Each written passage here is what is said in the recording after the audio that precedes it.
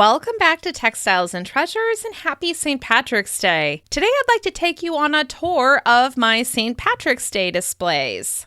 As you can see here, I have a set of 4 of these beautiful shamrock plastic canvas art.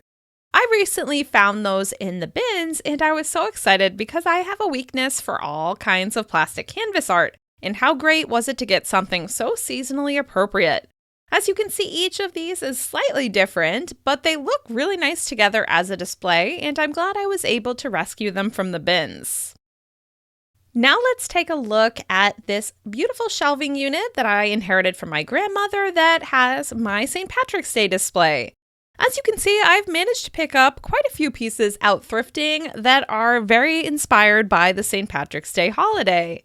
Even though I've thrifted a lot of vintage green glass, I never had the opportunity to set it up in a display, so this is my way of celebrating the season.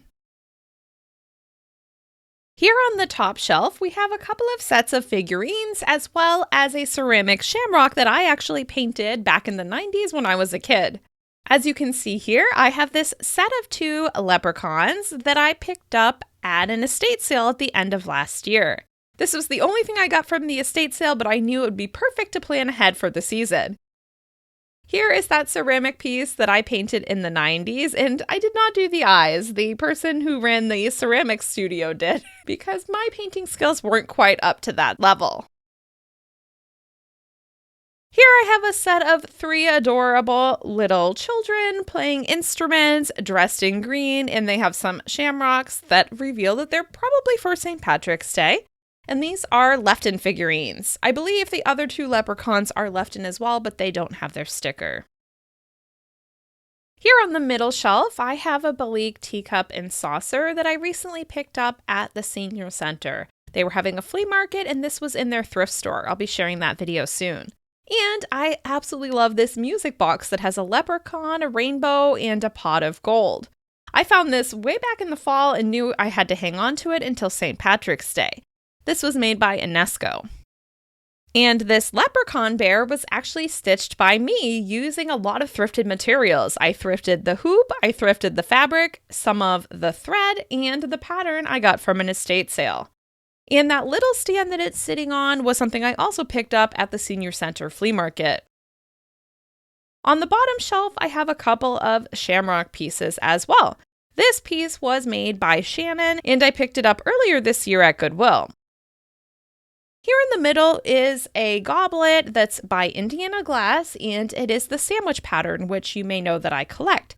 I just like this goblet because it has a little bit of height, and it's a nice softer green color. It does not fluoresce under black light, but I really like it anyway.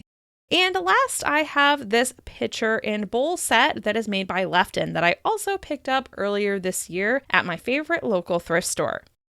So now you can take a look at the whole display. I am really happy with how it turned out, and since it's the only way that I've managed to celebrate St. Patrick's Day, I'm glad that I have everything in one place.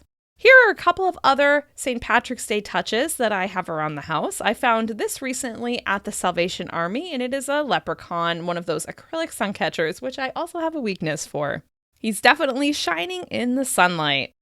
I also found this handmade art piece in the bins at the same time and in the same place as that plastic canvas art. I tried to fluff up the bow as much as I could, but I just thought it was a little bit festive and perfect to hang up for this St. Patrick's Day holiday.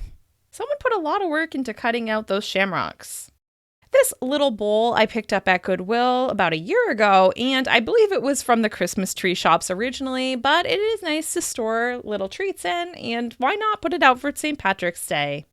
Last but not least, I couldn't resist sharing this Happy Everything cross stitch that I picked up at an estate sale last year. And as you can see in the upper right corner, we have the St. Patrick's Day celebration.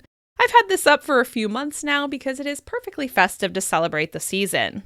I hope you've enjoyed this quick tour of my St. Patrick's Day display. And just a quick update, like many of you, I won't be out and about thrifting for the foreseeable future, but I have quite a few thrift hauls and bins hauls to share with you from the past couple of months, and I have other ideas that will keep us busy in the meantime. Please stay safe and take care of yourselves, and I look forward to sharing more videos with you soon. Have a good one! Goodbye!